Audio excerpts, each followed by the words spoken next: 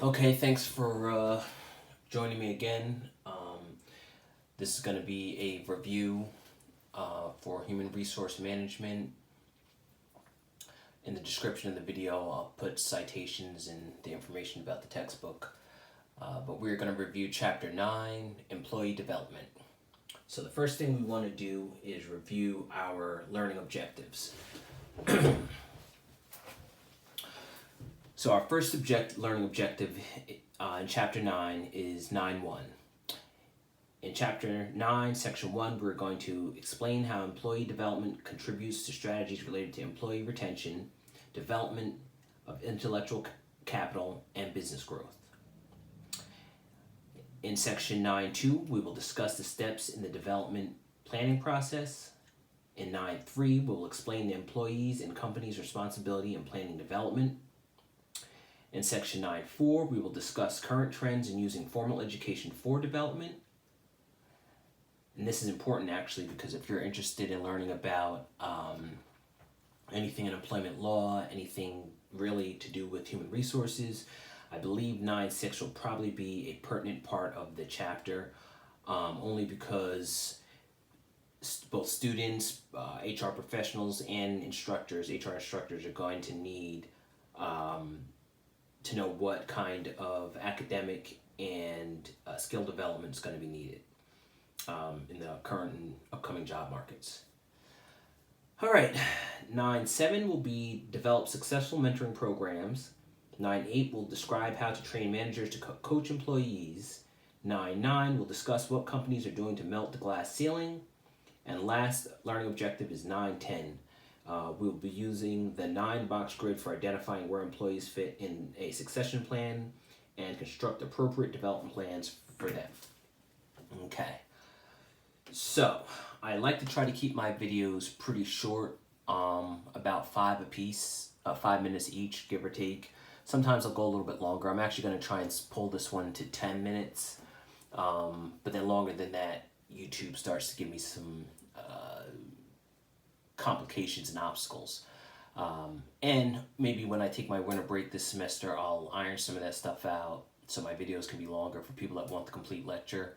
But for now, just getting started as a new channel, I don't really have the time to go and do that right now. So if you can hang in there with me and you like my content and you're interested in the academic topics I'm talking about in this channel, I would encourage you to hang around and maybe check back in January, and I should probably have longer, more consistent, continual videos.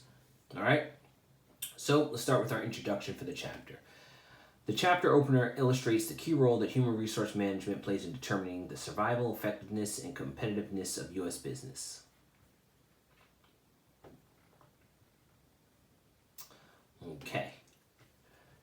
Competitiveness refers to a company's ability to maintain and gain market share in its industry. So competitiveness obviously is a very important principle, so you want to make a note of that. Competitiveness is related to company effectiveness, which is determined by whether the company satisfies the needs of stakeholders, which are groups affected by business practices.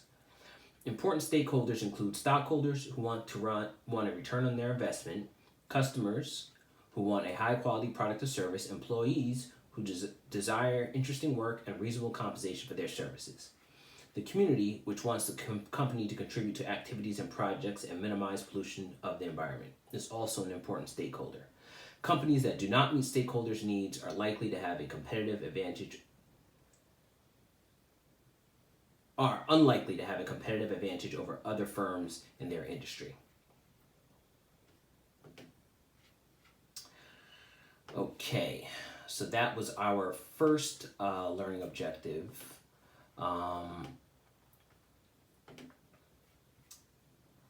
Let's move a little bit further in.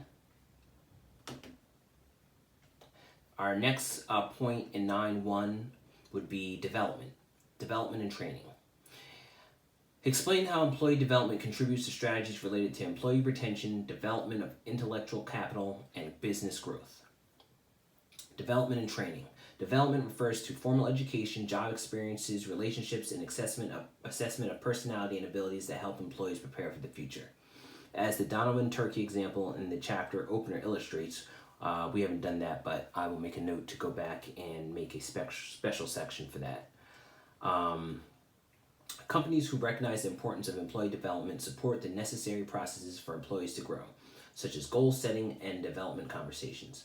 But employees are expected to take the lead in shaping their development plan, activities, and career aspirations.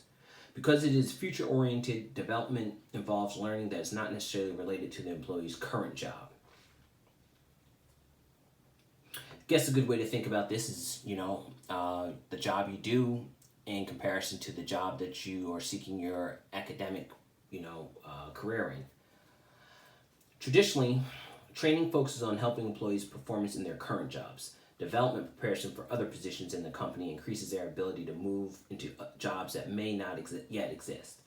Development also helps employees prepare for changes in their current jobs that may result from new technology, work designs, new customers, or new product markets. Table 9.1 shows the differences between training and development. All right, so let's peruse it. Okay, so we've got training. The focus is current, development, the focus is future. And training uses work experience low, development uses work experience high. Training, goal, preparation for current job, development, goal, preparation for changes. Training, participation required, development, participation is voluntary. So, I look at it as training is the bare minimum and development is what's required to advance. Development is especially critical for talent management, particularly for senior managers and employees with leadership potential. So this is going back to our discussion of attracting and retaining talent in Chapter 1. I referenced that in the first part of the opening of this video. Companies report that the most important talent management challenges they face include developing existing talent and attracting and retaining existing leadership talent. Also, development provides opportunities for all employees to grow their skills and use them in different ways, which has been shown to contribute to high levels of engagement and satisfaction. In Chapter 7, it was emphasized the strategic role of training.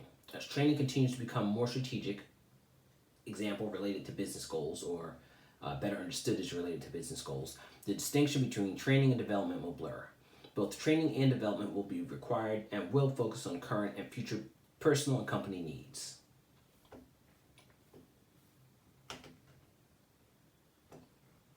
Development and careers. Today's careers are known as protein careers.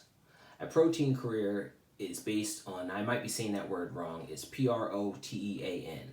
So I apologize if I butchered it and mispronounced it, but I spelled it out so you can Google it and get it right yourself.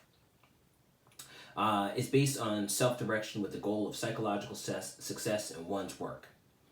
Employees take major responsibility for managing their careers. For example, an engineer may decide to take a sabbatical from her position to work in management at the United Way for a year. The purpose of this assignment could be to develop her managerial skills as well as help her personally evaluate if she likes managerial work more than engineering. The protein career has several implications for employee development.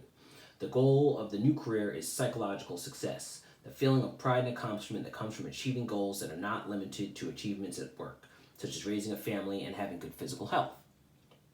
Psychological success is self-determined rather than determined solely through signals the employee receives from the company, like salary increases or promotions. Consider the Florida real estate agent who left her job in real estate to capture pythons, which because of their voraciousness and size have become a nuisance in the Everglades.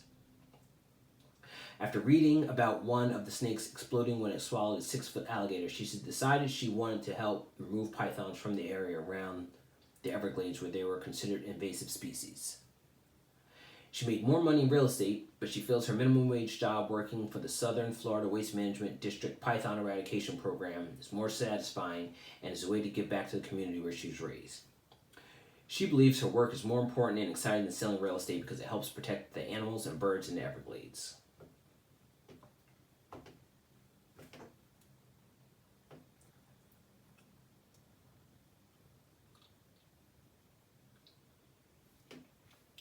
Boundary list means that careers may involve identifying more with one job or profession than the present employer.